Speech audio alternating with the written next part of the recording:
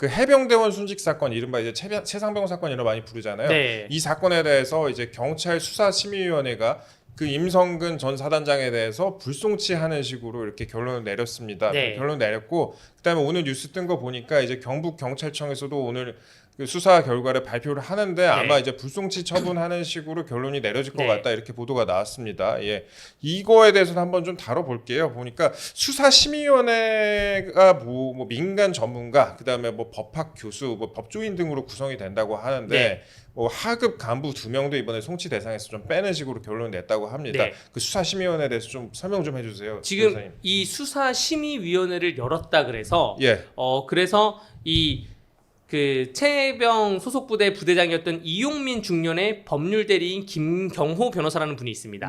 이분이 이 수사심의위원회를 열었다 그래서 경북 경찰청장을 지금 고소했어요. 직권남용으로. 그거 열었다고 고소를 해요? 수사심의위원회 열면 안 되는데 열었다. 뭐 이런 식으로. 왜냐면 면죄부를 갖고 가려고 수사심의위원회를 열었다 이런 것인데 수사심의위원회라는 제도가 있습니다. 경찰 수사심의위원회가 있고 검찰 수사심의위원회가 있는데 어떠한 사건 관계인이 나는 이 사건에 대해서 경찰에 대해서 못 믿겠으니 수사심의위원회에 넘겨달라라고 신청을 하게 되면 수사심의위원회를 열 수가 있고요.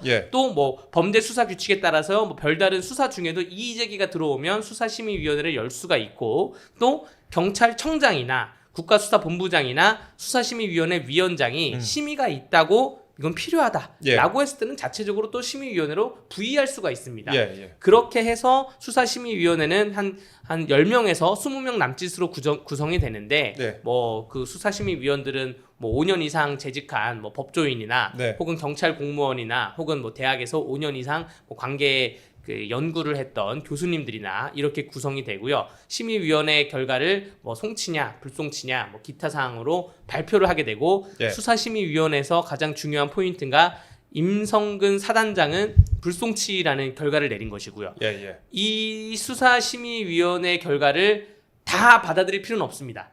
그러니까 수사기관이 다 받아들일 필요는 없을 텐데 기소는 되지 않는 거죠. 근데 참고는 하겠죠. 참고는 할 것이고 그거를 이제 오늘 오후에 발표를 한다고 알고 있습니다. 그 수사심의위원회 아까 말씀하셨다시피 법대 교수 5명, 그다음에 법조인 4명, 법조인 4명이라는 건 보통 이제 변호사를 의미하겠죠. 그다음에 사회인사 2명까지 했고 외부위원 11명이 참여를 했다, 이렇게 얘기를 했습니다. 근데 수사심의위원회 제가 참고로 경험담을 좀 말씀드릴게요. 제가 또 수사심의위원회 경험도 있습니다. 경험하기 힘든데 별로 안 열리거든요. 제가 우리나라에 그 있는 사건의 대부분 다 해봤는데, 수사심의위원회 저는 그 상대방 측이 저와 관련돼 있던 그 상대방 측이 수사심의위원회 소집을 요청을 했어요. 했는데 당시에 제 기억에는 뭐 이런 법 전문가들도 있었는데, 그때는 검찰에서 했을 때는 뭐 시민단체도 오고 그래갖고 뭐 잘 사실과 다른 내용을 얘기하기도 하셨는데, 이번에는 법대 교수 5명에 법조인 4명이면은 사실상 이제 법조 전문가들이 했기 때문에 어느 정도 좀 전문성을 가지지 않을까, 그런 생각이 듭니다. 그리고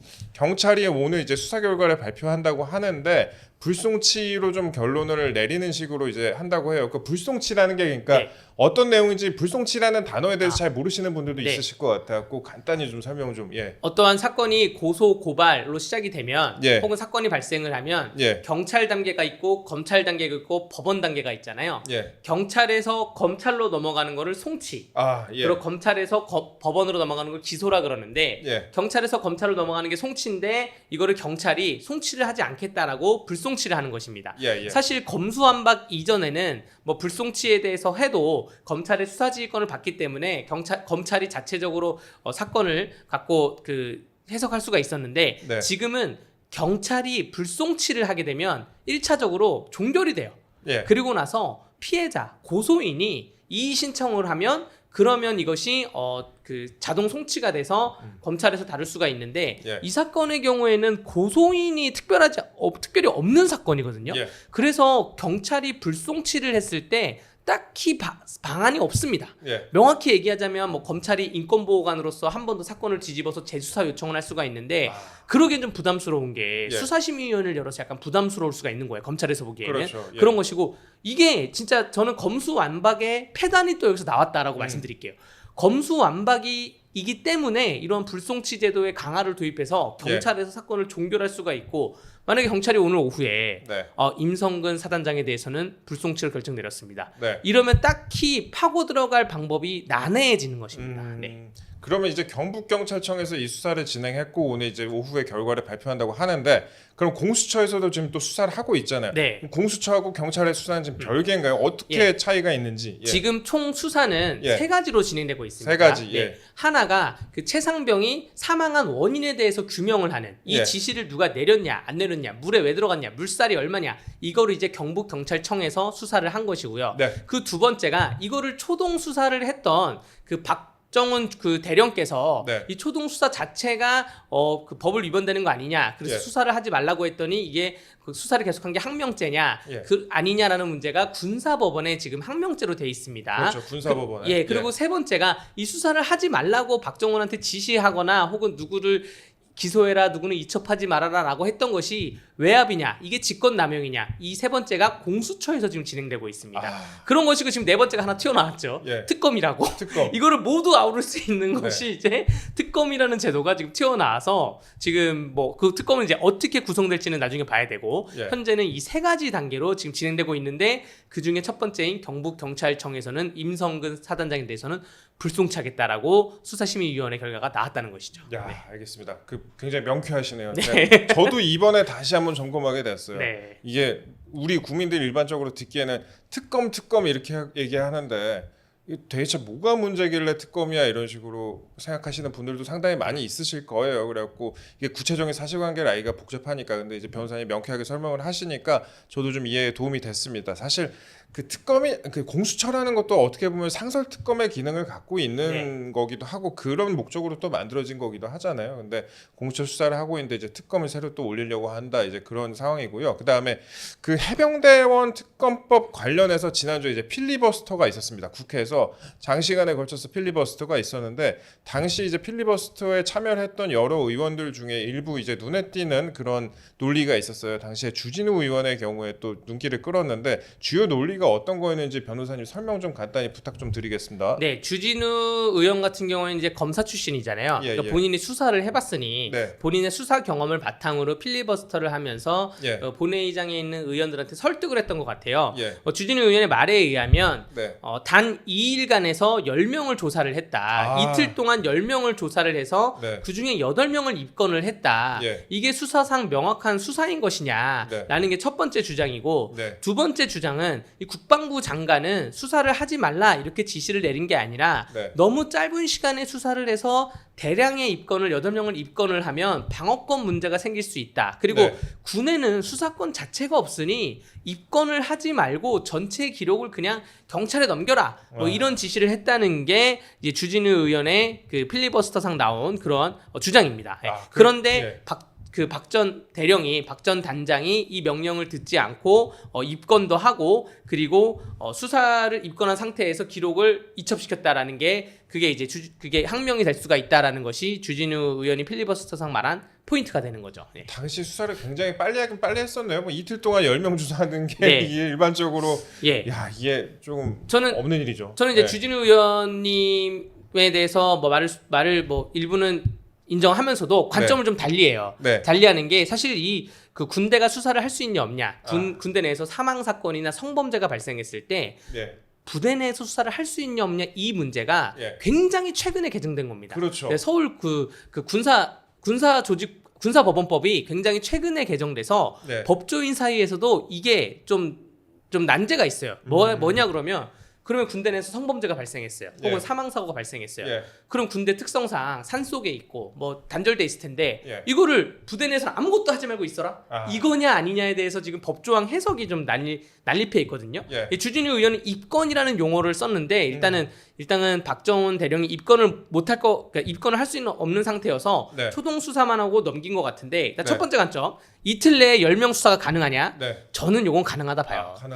왜냐면 우리가 일반적으로 복잡한 배임 횡령, 뭐 사기 이런 거면 뭐 며칠 동안 조사를 하는데 결국 8명이 그 현장에 있던 사람들을 다 불러가지고 물살이 얼마가 세? 누가 지시했어? 결국 누가 지시했다는 게 포인트거든요. 8명 한 명당 조사하는 게 1시간이 안 걸릴 수도 있습니다. 하긴 병사들 뭐 군인들 이제 오라면 오니까 그냥 갖고 이제 조사하자면 하니까 다 대기시켜 놓고 한 명씩 와 불러가지고 조사를 해서 이틀 사이에 10명의 조사가 충분히 가능할 수 있다고 봅니다. 그런 것이고 이제 두 번째가 그러면 수사를 군대에서 이 박정훈 대령이 수사 자체를 하냐, 할 수 있냐 없냐 이 문제인데 네. 군사법원법 286조에 보면 286조. 군 검사는 사건에 대해서 재판권이 군사법원에 있지 아니한 경우에는 이러한 사건을 뭐 경찰청이나 공수처에 넘겨야 된다라고 되어 있어요. 또 228조 3항에 대해 그 연계에서 286조 아까 말한 사건을 넘겨야 된다라는 것에도 불구하고 범죄를 수사하는 과정에서 이게 우리가 못하는 거구나라고 인지하면 또 사건을 지체 없이 넘겨야 된다 이렇게 되어 있어요. 복잡하네요. 그러니까 이게 사망에 대해서 이미 알았으면 사건을 바로 넘겨야 돼요. 근데 수사를 하다가 사망을 했네? 라고 우리가 못한다라고 하면 그때 넘겨야 되는 거예요. 근데 이번 경우에는 사망을 했었으니까 그럼 바로 넘겨야 되는 거예요. 그렇죠. 거예요. 근데 사망을 했으니까 바로 넘겨야 되는 부분인데 여기에 대해서 법학자들이 또 이렇게 보는 분들이 있어요. 이거 실무적으로 불가능하다. 그러면 뭐 아무것도 조사하지 말고 묻지도 말고 따지지도 말고 가만히 있다가 경찰이 올 때까지 기다려야 되는 거냐. 이게 군대 실무적으로 불가능하기 때문에 이거를 좀 유연성 있게 해석을 해야 된다. 이 지체없이라는 단어를 그러니까 초동 수사의 기초적인 거는 허용을 해줘야 되는 거 아니냐라고 지금 법학자들이 주장하고 있고 이게 이제 지금 군사법원에서 박정훈 대령이 항명죄로 재판을 받고 있는데 이 재판에서 재판부가 해석을 할 겁니다. 그런데 결국 이건 대법원까지 갈 수밖에 없어요.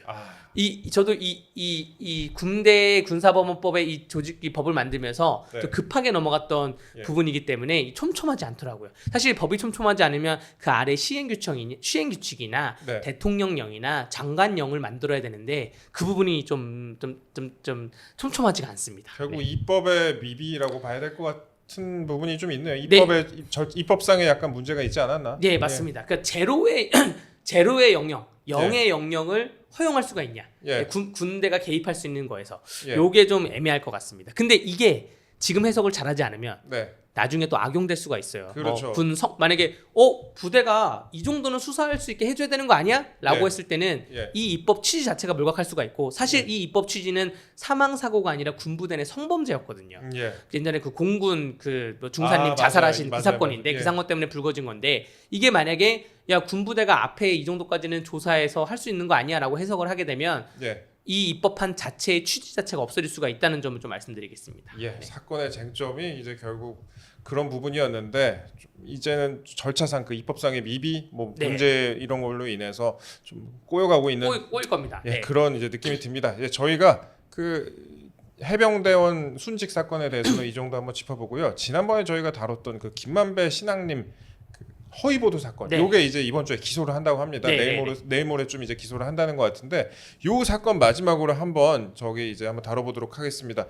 이 사건에 대해서 뭐 2022년 3월 6일에 윤석열 당시 국민의힘 후보가 대검찰청 중수이과장이던 시절에 부산저축은행 대출 브로커라는 의혹을 받았던 조우영 씨 수사를 무마했다는 허위 인터뷰를 보도한 혐의라고 합니다. 그러면서 검찰은 해당 인터뷰 내용이 사실과 다르다면서 선거가 임박한 시점에 보도됐다는 점을 고려할 때 대선 개입 의도가 있었다고 의심하고 있다. 대장동 비리로 막대한 이익을 취득한 김만배 씨가 자신의 범행을 은폐하기 위해 허위 프레임을 만들고 본인과 친한 기자와 언론사를 통해서 민의를 왜곡시키고 금품을 주고받은 사건이라는 게 이게 검찰의 시각이라는 건데, 보통 이제 구속기간이 제가 기사를 보니까 9일에서 10일 정도의 만료라고 하는데 구속기간이 어느 정도 되나요? 구속기간은 어떠한 사람을 체포해서 구속을 해서 수사를 할 수 있는 기간은 경찰 10일, 검찰 10일입니다. 근데 검찰은 10일에서 그걸 한 번 더 연장해서 10일 더 연장할 수가 있어요. 근데 연장을 이건 잘 안 해요. 법원에서 허용 잘 안 해주고. 그래서 보통 이제 20일인데 10일, 10일, 20일인데 중간에 기록이 왔다 갔다 거려야 돼요. 무슨 말이냐 하면 형사 사건은 뭐 그 USB나 이렇게 왔다 갔다 거리지 않습니다. 종이로 왔다 갔다 거리기 때문에 기록을 함겨 옮기고 받고 하는 시간이 또 하루 까먹어서 보통 한 19일 정도를 구속을 할 수가 있고요. 19일. 그러고 만약에 19일 안에 만약에 이 사람을 기소를 못한다 그러면 풀어줘야 됩니다. 풀어줘야 됩니까? 그리고 만약에 19일 이후에 계속 기소를 하고 그 수사를 진행하겠다 이러면 기소를 하고 구속된 상태에서 재판을 받게 되는 것이죠. 그러면은 기소를 뭐 할 수밖에 없네요. 이거는 뭐 구속을 시켜놨으니까. 네, 맞습니다. 이미 체포를 하고 나서 48시간 이내에 영장을 좀 쳐야 되거든요. 구속영장 실질심사를 받았어요. 예. 받았고 이분들이 또 구속영장이 발부됐는데도 불구하고 난 억울하다 그래서 구속 적부심이라는 걸 또 신청할 수가 있습니다. 그걸 또 신청해서 또 한 번 받았어요. 그런데 법원에서 보기에는 이건 구속수사가 합당하다 그래서 그 구속을 한 거고 이런 구속수사가 합당하다라고 하는 거에는 이미 검찰이 준비한 입증 자료가 유죄 입증 자료가 좀 충분하다는 겁니다. 그런 것이고 그래서 기소를 아마 할 것이고 하게 되면 구속 상태에서 재판을 받을 것이고 저는 영장 실질 심사에서까지 해서 구속이 됐는데 기소를 안 한 경우는 단 한 번도 보지 못했어요. 아, 그랬어요? 이거 아마 검찰 내부에서도 영화에서 보면 많이 나오잖아요. 뭐 차장검사, 부장검사가 있고 뭐 평검사들이 있는데 김 검사 자신 있어? 구속할 자신 있어? 나오잖아요. 그런 부분인 거예요. 그래서 수사단이 자신 있습니다. 자료 이거 다 있습니다. 말해봐 이러면 또 자세히 말 안 해요. 말하면 또 퍼져나갈까봐 저만 알고 있습니다. 이런 다음에 자신 있게 한 거고 만약에 이게 기소를 안 한다? 그러면 검찰이 직무유기가 될 수가 있습니다. 직무유기? 이 사람 범죄 혐의가 명확한데 기소를 안 한다? 직무유기가 될 수 있기 때문에 기소를 할 것입니다. 그럼 기소 이후에도 이제 추가 수사를 이어갈 것으로 이제 전망을 많이 하고 있습니다. 이 사건 관련해서 전에도 말씀을 하셨지만 이제 그 책값 뭐 세 권에 1억 6,500만 원이다 이런 식으로 책정을 해가지고 이제 그 김만배 씨가 신앙림 씨한테 이거 돈을 줬고 그 돈을 줬고 그렇게 했었는데 이 사건이 이제 그 기소 후에도 추가 수사를 이어갈 것으로 전망을 하는데 어떤 수사가 좀 예정돼 있다고 보십니까? 이 인터뷰를 왜 했냐는 거죠. 그렇죠. 이 누가 시켜서 한 것이냐, 뭘 위해서 한 것이냐, 정말 뭐 선의에 의해서 뭔가 뭐 신내림을 받아가지고 선의에 의해서 내가 이런 거를 해야 되겠다라고 해서 이런 허위 인터뷰를 한 것이냐, 아니면 뭐 이게 진실이라는 본인들이 입수한 완벽한 객관적 자료가 있어가지고 이러한 인터뷰를 한 것이냐, 그것도 아니면 어떠한 외부 세력이 작용돼서 대선 중에 어떠한 캠프에서 작용되던 혹은 당내에서 작용되던 외부 세력이 작용돼서 이러한 그 인터뷰를 한 것이냐라는 것이 문제가 되는 것인데 이게 좀 특이한 게 이 인터뷰를 하고 나서 민주당이나 캠프 내에서는 이것을 곧바로 받아서 논평을 내던가 혹은 아니면 뭐 언론 플레이를 하던가 하지 않았어요. 바로 다음날 그냥 이재명 대표 후보가 본인이 올렸어요. 이런 일이 있으니 뭐 국민들이 진실을 알아달라 이런 식으로 올렸어요. 그럼 당내에서 보기에도 한번 걸음종이로 걸렀다는 거죠. 야 명확히 한번 확인해봐 이런 것이고 저는 거기 일단은 이 사람 두 명을 기소를 해놓고 나면 배후 세력은 공범으로 되는 것인데 배후 세력에 대한 공소시효가 정지가 됩니다. 거기에 대한 수사는 좀 더 심도 있게 할 것 같고요. 배후 세력에 대해서는 공소시효가 정지가 된다. 정지가 됩니다. 심도 있게 할 것 같고 굉장히 좀 깊게 파고들 것 같아요. 왜냐하면 제가 지난번에도 한번 말씀드렸는데 이 대선에 이러한 행태가 지금 잡히지 않으면 지금 이제 윤석열, 이재명 대선은 그 전에 있던 뭐 박근혜 대선이나 문재인 대선이나 그 양상이 다른 게 이러한 그 1인 미디어 유튜브 시대가 열린 그런 대선이었습니다. 그렇죠. 근데 이거를 지금 잡지 않으면 다음 대선이나 다음 지방선거에서 엄청나게 난무할 거예요. 그냥 허위 인터뷰가 막 나올 거예요. 그렇죠. 지금 윤석열 대통령이 후보자이던 시절에 후보자가 12년 전에 있던 일을 가지고 지금 허위 인터뷰를 한 거거든요. 맞아요. 그럼 이런 식으로 하면 저희가 이제 제가 강원도에서 지방선거 때 그 공천 심사위원을 한 적이 있어요. 공천 심사위원. 강원도 시장 군수, 시의원, 도의원, 뭐 군의원 뽑는 그런 공천 심사위원을 한 적이 있는데, 어우 대단하신데. 투서가 난무합니다. 근데 익명 투서가 정말 입에 담지도 못하는 뭐 예를 들어서 뭐 저 군의원 후보자가 뭐 12년 전에 옆집 여자를 건드렸다는 등 해가지고 별별 투서가 다 들어오는데 이거는 익명이기 때문에 공개도 안 하고 심판대 위에 심사의 기초로 삼지도 않아요. 근데 이런 게 이제 유튜브로 나간다는 거 아니에요. 1인 언론 미디어로 뭐 몇 년 전에 뭐 했다, 어렸을 때 학폭했다, 뭐 이거를 지금 잡지 않으면 이 문화가 좀 너무나 훼손될 수가 있기 때문에 법원에서도 저는 굉장히 중형이 선고될 거라 봅니다. 중형이 선고될 수 있다. 예전에 그 김대엽 사건에서부터 이게 시작됐던 것 같아요. 그 원조가 김대엽 사건이었잖아요. 김대엽 사건 그 대선 또 그것도 한 6개월 전인가 그랬었던 것 같은데 저 이 사건이 참 기억에 납니다. 그때 이제 이재명 이제 당시 후보가 그 뉴스타파 보도가 있기 한 열흘쯤 전이었던 것 같아요. 2월 20 며칠에 그 토론회에서 그 커피 왜 타줬냐 이렇게 또 얘기를 한번 했었던 네. 그런 기억이 나요. 그래갖고 그 부분도 한번 이제 수사가 진행이 되면 그 부분에서도 짚고 더 넘어가지 않을까라는 생각도 좀 듭니다. 네, 예. 맞습니다. 그리고 개인적으로 좀 궁금한 거는 예. 이 사건은 이제 과연 그 혼맥지도 책이 증거품으로 제출이 될 것인가 네. 그 궁금한데 네. 제출이 되면 좀 받아보고 싶어요. 예, 물론 이제 증거품에 대해서는 당사자들만 복사해서 볼 수가 있습니다. 예. 변호인이나 피고인이나 피해자가 볼 수가 있는데 네. 요게 과연 어떠한 책이길래 이거를 3건에 1억 6,500만 원에 예. 오고 갔을지 그게 좀 개인적으로는 굉장히 궁금하고요.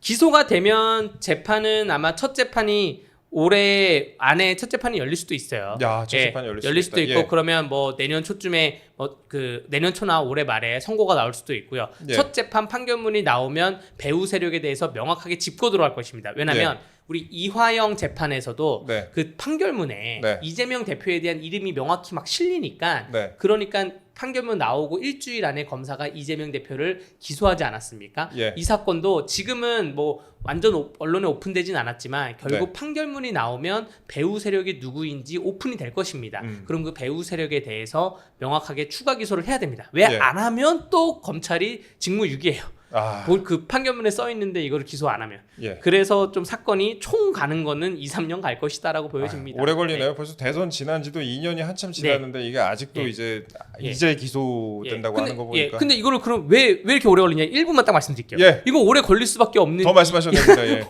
오래 걸릴 수밖에 없는 이유가 뭐냐면 예. 대선 직후부터 바로 이 사건을 한다 보면 대선 보복이다 말이 들을 거예요. 그렇죠. 그 다음에 하려고 했더니 총선이 있어요. 아. 또 총선이다라는 것이고 예. 지금 2024년 7월부터 네. 내년 2025년 12월까지가 네. 약간 선거 무해 기간입니다. 아. 네, 아무런 무풍지대예요. 예. 지금 검사는 선거 관련된 모든 사건은 빨리빨리 진행하려고 할 것이고 예. 2026년으로 넘어가면 또 지방선거입니다. 예. 또 굵직굵직하신 분들이 또 광역단체장으로 나오기 때문에 네. 그때까지 끌고 갈 수는 없을 것이고 그 예. 전에 기소는 날 것입니다. 기소만 하면 재판은 법원에서 하는 거니까 검찰이 그 전엔 다 기소할 것이다 보여집니다.